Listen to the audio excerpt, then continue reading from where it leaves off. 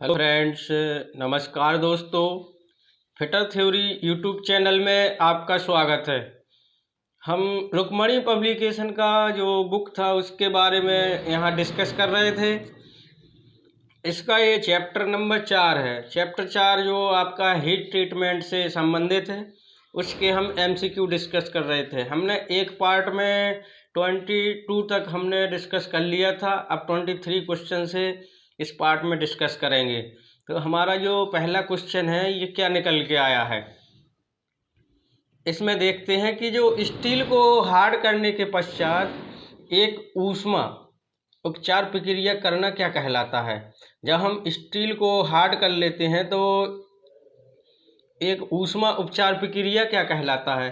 तो 23 का हमारा जो राइट आंसर क्या हो जाएगा, तो इसका हमारा जो हम स्टील को हीट ट्रीटमेंट करते हैं तो इस प्रक्रिया को हम टेम्परिंग कहते हैं। इसमें टेम्परिंग प्रोसेस में क्या होता है कि भंगुरता को कम किया जाता है और कठोरता को बढ़ाया जाता है। तो हमारा इसका option number A right answer हो जाएगा।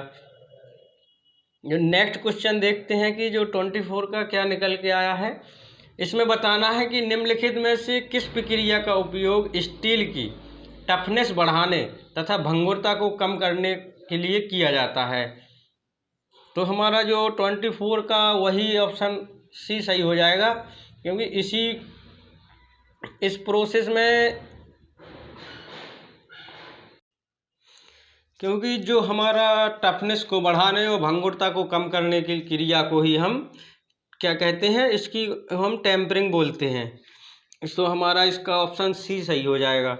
नेक्स्ट क्वेश्चन देखते हैं फ्रेंड्स, क्या निकल के आया है कि जब केस हार्डनिंग की वह विधि जिसमें गर्म स्टील पर अमोनिया गैस को छोड़ा जाता है, ये क्या कहलाता है। जब हम केस हार्डनिंग की कौन सी विधि है जिसमें अमोनिया गैस को छोड़ा जाता है, तो हमारा इसका राइट आंसर क्या हो जाएगा। जो 4 ऑप्शन है इसमें से आपको राइट आंसर बताना है। तो इसमें आपका ऑप्शन नंबर डी राइट हो जाएगा। जो हम अमोनिया गैस को छोड़ते हैं स्टील पर तो उस क्रिया को हम नाइट्राइडिंग कहते हैं। ये हमारी केस हार्डनिंग की विधि है, साइनाइडिंग और नाइट्राइडिंग। नेक्स्ट क्वेश्चन, जो एनीलिंग का सर्वश्रेष्ठ परिणाम पाने के लिए स्टील को किस अवस्था में ठंडा करना चाहिए। तो 26 का राइट आंसर क्या हो जाएगा फ्रेंड्स, देख लेते हैं कि जो एनीलिंग है इसका सर्वश्रेष्ठ जो परिणाम पाने के लिए स्टील की किस अवस्था में ठंडा करना चाहिए। तो हमारा इसका क्या आंसर हो जाएगा। हमारा जो 26 क्वेश्चन है उसका हमारा right answer option number A सही हो जाएगा। जो हम ताप की सप्लाई का स्विच ऑफ करके फर्नेस में ही धीरे धीरे ठंडा करते हैं, इसी क्रिया को जब हम किसी भी जॉब को, जो हमारी कोई भी जॉब है या स्टील है, इसको हम भट्टी में ही ठंडा करते हैं, तो इसी क्रिया को हम एनीलिंग कहते हैं। जब हम कमरे के तापमान पर ठंडा करते हैं तो ये हमारा नॉर्मलाइजिंग हो जाता है। तो इसका हमारा ऑप्शन नंबर ए इसका हमारा राइट आंसर हो जाएगा, जो ऑप्शन ए है। तो नेक्स्ट क्वेश्चन देखते हैं फ्रेंड्स, क्या है कि जो निम्नलिखित में से किस ताप पर हाई स्पीड स्टील को टेम्पर किया जाता है। जो आपका जो हाई स्पीड स्टील होती है इसको कितने टेम्परेचर पर गर्म किया जाता है। तो इसका हमारा राइट आंसर क्या हो जाएगा। तो जो हाई स्पीड स्टील है इसको हम 550 से 600 डिग्री सेंटीग्रेड तक टेम्पर करते हैं, यानी टेम्परेचर देते गर्म करते हैं। नेक्स्ट क्वेश्चन देखते हैं, इसका ऑप्शन बी सही हो जाएगा। नेक्स्ट क्वेश्चन है कि स्टील की नाइट्राइडिंग निम्न में से किस तापमान पर की जाती है। जो हमारी जो केस हार्डनिंग की विधि है नाइट्राइडिंग, इसको कितने टेम्परेचर पर करते हैं। तो 28 क्वेश्चन का दोस्तों राइट आंसर क्या निकल के आ रहा है, इसका आपको कमेंट बॉक्स में राइट आंसर बताना है कि जो 28 क्वेश्चन है इसका आपका राइट आंसर क्या हो जाएगा। तो फ्रेंड्स इसका कमेंट बॉक्स में आंसर दें। ऑप्शन नंबर इसका जो सी है 500 से 550 डिग्री तक, जो डिग्री सेल्सियस है ये 550 डिग्री सेल्सियस तक हम नाइट्राइडिंग प्रोसेस में ही टेम्परेचर देते हैं। तो ऑप्शन सी इसका राइट आंसर हो जाएगा। फ्रेंड्स अगर आपने इस चैनल पे अगर आप नए हो तो इस चैनल को सब्सक्राइब कर लें और लाइक कर दें, क्योंकि जब मैं कोई नया वीडियो अपलोड करता हूँ तो ये आपके लिए नोटिफिकेशन मिलेगा इसका सबसे पहले। और फ्रेंड्स, इस चैनल पे मैं हिंदी का भी स्पेशल बैच चल रहे हैं जो हमारे अन्य और टीचरों द्वारा पढ़ाया जा रहा है हिंदी को, और मैं इस पर मैथ और रीजनिंग का भी क्लास चालू होने वाला है इसी चैनल पे अपने में। तो इस चैनल को सब्सक्राइब करें, और ये टेक्निकल का जितना भी फिटर थ्योरी से संबंधित क्वेश्चन रहेगा हम सभी क्वेश्चनों को डिस्कस करेंगे। जिस भी फ्रेंड्स का यूपी आर्बिनल और बोरिंग टेक्नीशियन और इसरो और ये तुम्हारा डीआरडीओ के एग्जामों के लिए ये क्वेश्चन इम्पोर्टेंट रहेंगे, क्योंकि हम अपने वीडियो में सिलेक्टेड क्वेश्चन ही लेते हैं। नेक्स्ट क्वेश्चन देखते हैं कि जो हमारा निम्नलिखित में से किस विधि में स्टील को फर्नेस में ही ठंडा होने के लिए छोड़ दिया जाता है। तो इस प्रोसेस को क्या कहते हैं। जब हम फर्नेस का मतलब होता है भट्टी, जब हम भट्टी में ही किसी स्टील को ठंडा होने के लिए छोड़ देते हैं, ये हमारी एनीलिंग हो जाती है। जब कमरे के बाहर ठंडा करते हैं तो ये हमारी नॉर्मलाइजिंग हो जाती है। तो नेक्स्ट क्वेश्चन देखते हैं कि 30 नंबर का क्या निकल के आया है। बताना, निम्नलिखित में से एनीलिंग का मुख्य उद्देश्य क्या होता है। जो हमारा एनीलिंग प्रोसेस होती है इसका हमारा मुख्य उद्देश्य क्या होता है। तो जो एनीलिंग प्रोसेस में हमारा जो मशीनेबिलिटी होती है इसको बढ़ाया जाता है, इंक्रीज किया जाता है, मशीनेबिलिटी को इंक्रीज किया जाता है एनीलिंग प्रोसेस में। और नेक्स्ट क्वेश्चन देखते हैं 31 का क्या है कि हाई स्पीड स्टील का हार्डनिंग टेम्परेचर कितना होता है। जो हमारा हाई स्पीड स्टील होती है उसका हार्डनिंग टेम्परेचर कितना होता है। तो हमारा 31 का राइट आंसर क्या हो जाएगा। इसका हमारा ऑप्शन नंबर डी सही हो जाएगा। जो 1250 डिग्री सेंटीग्रेड ये हमारा हाई स्पीड स्टील का हार्डनिंग टेम्परेचर होता है। नेक्स्ट क्वेश्चन देखते हैं फ्रेंड्स क्या निकल के आया है। ये 32 का हमारा क्या हो जाएगा। हार्डनिंग प्रोसेस में हाई स्पीड स्टील को गर्म करने के पश्चात किस माध्यम में ठंडा किया जाता है। तो जो हमारा हाई स्पीड स्टील होती है इसको हम गर्म करने के बाद किस माध्यम में ठंडा करते हैं। तो हमारा जो इसका right answer option number B सही हो जाएगा। जो तेल में, इसको हम तेल में ठंडा करते हैं। पहले हम इसको हार्ड कर लेते हैं, गर्म कर लेते हैं, फिर इसको हम तेल में ठंडा कर देते हैं। नेक्स्ट क्वेश्चन बताना है कि जो टफ कोर तथा डक्टाइल स्किल होता है, जो टफ कोर होती है और डक्टाइल स्किल होता है, ये किस प्रोसेस में होता है। तो हमारा जो 33 नंबर का क्वेश्चन निकल के आया है इसका हमारा राइट आंसर क्या हो जाएगा। तो जो हम टफ कोर मतलब किनारा, अगर हम किनारे को टफ करते हैं तो इसी प्रोसेस को हम केस हार्डनिंग बोलते हैं। ऑप्शन सी इसका राइट आंसर हो जाएगा। नेक्स्ट क्वेश्चन देखते हैं फ्रेंड्स क्या है कि जो नॉर्मलाइजिंग प्रक्रिया में स्टील को किस माध्यम में ठंडा किया जाता है। जो हमारी नॉर्मलाइजिंग प्रक्रिया होती है इसमें स्टील को किस माध्यम में ठंडा किया जाता है। तो हमने इस क्वेश्चन को पिछले क्वेश्चन में डिस्कस कर लिया था कि जो हमारा कमरे के टेम्परेचर पर ठंडा करते हैं तो हमारी क्रिया नॉर्मलाइजिंग होती है। अगर हम फर्नेस में ही ठंडा करते हैं तो उसको हम एनीलिंग बोलते हैं। नेक्स्ट क्वेश्चन देखते हैं फ्रेंड्स कि बताना है निम्नलिखित में से किस प्रक्रिया द्वारा स्क्रैच फ्री सतह का निर्माण किया जाता है। जो हमारा स्क्रैच फ्री सतह का निर्माण किया जाता है उस प्रोसेस को हम क्या कहते हैं। तो हमारा जो 35 है इसका राइट आंसर क्या हो जाएगा।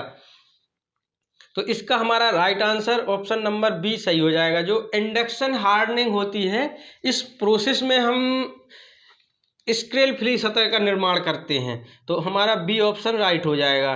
नेक्स्ट क्वेश्चन देखते हैं कि निम्नलिखित में से स्टील की नॉर्मलाइजिंग का मुख्य उद्देश्य क्या होता है। जो हमारा नॉर्मलाइजिंग का मुख्य उद्देश्य क्या होता है। तो जो नॉर्मलाइजिंग होती है ये उत्पन्न स्ट्रेसों को दूर करता है। इसमें हमारा ग्रेन स्ट्रक्चर को हम फाइन करते हैं तो हम इसमें अब उत्पन्न स्ट्रेसों को दूर करते हैं। और अगर मशीनेबिलिटी में सुधार करना है तो इसको हम एनीलिंग बोलते हैं। इस प्रोसेस को एनीलिंग बोलते हैं। और टफनेस को बढ़ाना और ब्रिटलनेस को कम करना, अगर टफनेस को इंक्रीज किया जाएगा ब्रिटलनेस को डिक्रीज किया जाएगा तो हम इस प्रोसेस को टेम्परिंग बोलते हैं। तो हमारा इसका ऑप्शन नंबर ए सही हो जाएगा। तो नेक्स्ट क्वेश्चन देखते हैं फ्रेंड्स क्या है बताना है कि जो हमारा केस हार्डनिंग के लिए सबसे पहले कार्बोराइजिंग की जाती है, जिसका मतलब क्या होता है, जब हम केस हार्डनिंग से पहले कार्बोराइजिंग करते हैं उसका मतलब क्या होता है। तो इसका हमारा राइट आंसर क्या हो जाएगा। तो हमारा इसका राइट आंसर ऑप्शन सी सही हो जाएगा। जो सरफेस पर कार्बन की प्रतिशत मात्रा को बढ़ाना, सरफेस यानी कि जो सतह पर या किनारे पर, यहाँ पर हम कार्बन की प्रतिशत मात्रा को बढ़ाने को हम केस हार्डनिंग बोलते हैं। नेक्स्ट क्वेश्चन देखते हैं, उसका ऑप्शन सी सही हो जाएगा। निम्नलिखित में से किसमें चुंबकीयता का गुण सर्वाधिक होता है। चुंबकीयता का गुण मतलब सर्वाधिक चुंबकत्व किसमें पाया जाता है। ये 4 ऑप्शन है, इसमें से बताना है। तो जो हमारा फेराइड होता है इसमें सबसे ज़्यादा इसमें सबसे ज़्यादा लोहा होता है फेराइड में। तो जिसमें सबसे ज़्यादा लोहा होगा उसी में चुंबकीयता का भी गुण सबसे अधिक होगा। तो ऑप्शन नंबर ए इसका हमारा राइट आंसर हो जाएगा। नेक्स्ट क्वेश्चन देखते हैं कि जो निम्नलिखित में से कौन सा स्ट्रक्चर नर्म और डक्टाइल होता है। इसमें से बताना है कि कौन सा स्ट्रक्चर नर्म और डक्टाइल होता है। तो हमारा 39 क्वेश्चन का ऑप्शन सही कौन सा हो जाएगा। तो हमारा इसका ऑप्शन नंबर ए सही हो जाएगा। जो फेराइड होता है इसका स्ट्रक्चर नर्म और डक्टाइल होता है। ऑप्शन ए इसका राइट आंसर। नेक्स्ट क्वेश्चन देखते हैं फ्रेंड्स कि फेराइड और कार्बन का रासायनिक मिश्रण क्या कहलाता है। जो हमारा फेराइड और कार्बन को मिलाने से क्या बनता है। तो हमारा जो 40 क्वेश्चन है इसका right answer option number B सही हो जाएगा। जो सीमेंटाइड होता है ये आपका फेराइट और कार्बन का मिश्रण होता है। तो इस क्वेश्चन को आप नोट डाउन कर लीजिएगा, क्योंकि ये सिलेक्टेड क्वेश्चन है, हमेशा कॉम्पिटिटिव एग्जामों में पूछे जाते हैं। तो 41 का राइट आंसर क्या हो जाएगा। जो 41 क्वेश्चन है हमारा स्टील में टफनेस बढ़ाने और ब्रिटलनेस को कम करने की हीटिंग विधि को क्या कहते हैं। ये क्वेश्चन हमारे जो कई बार कई तरह से एग्जामों में पूछे जाते हैं। जो हम स्टील को टफनेस बढ़ाते हैं और ब्रिटलनेस को कम करते हैं, तो हमारा इस प्रोसेस को हम टेम्परिंग बोलते हैं।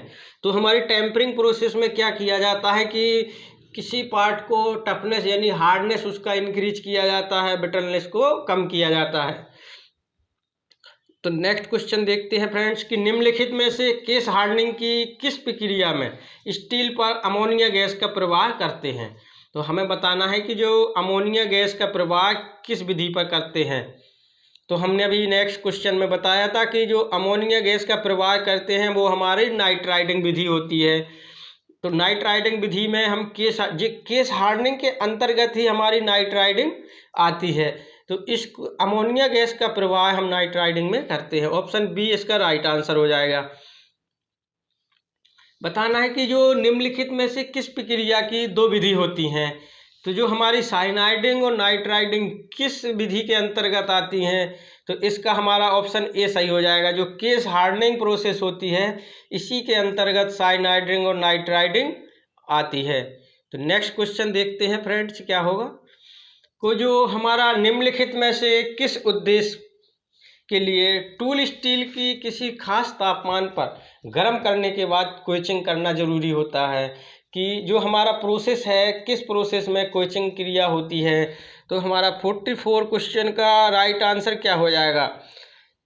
हमारी जो स्टील की किस टेम्परेचर पर गर्म करेंगे कि कोचिंग करना जरूरी। तो हार्डनिंग जब स्ट्रक्चर बनाने होते हैं तो हम वहाँ कोचिंग क्रिया करते हैं। तो हमारा ऑप्शन बी इसका राइट आंसर हो जाएगा। नेक्स्ट क्वेश्चन देखते हैं कि बिना एलॉय वाली स्टील का हार्डनिंग के पश्चात क्रैक किस कारण से होता है। जो हमारी जो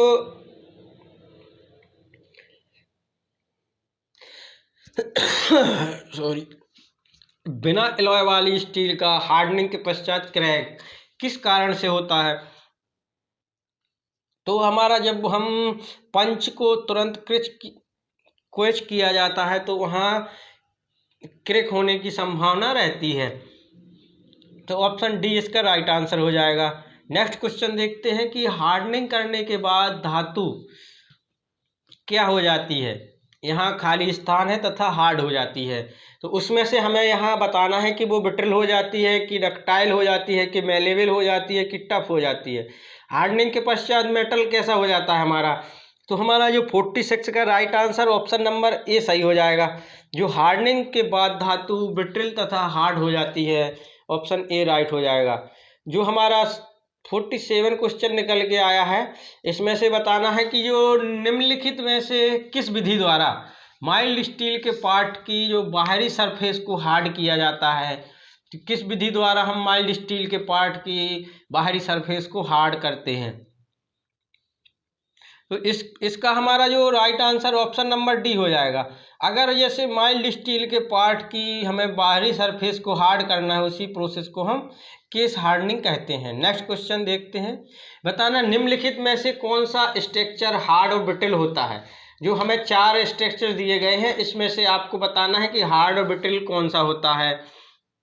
तो 48 क्वेश्चन का राइट आंसर क्या हो जाएगा। जो हमारा जो सेमेंटाइट होता है, सेमेंटाइट ये हमारा स्ट्रक्चर हार्ड और ब्रिटल होता है।